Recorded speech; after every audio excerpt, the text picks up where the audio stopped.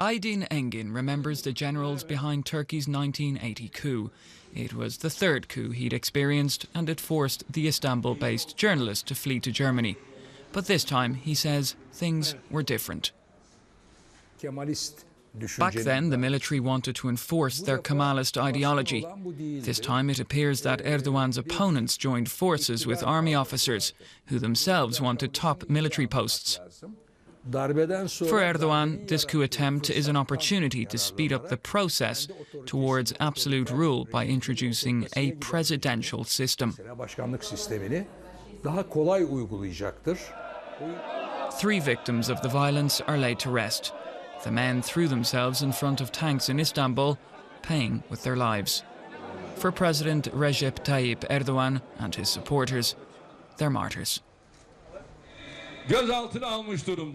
They have tanks and guns, but we have the faithful.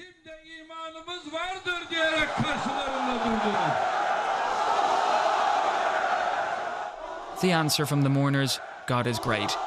Since the attempted coup, Erdogan appears to have most of the population behind him.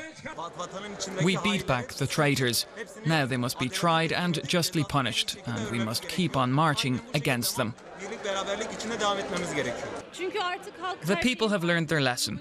This will never happen again.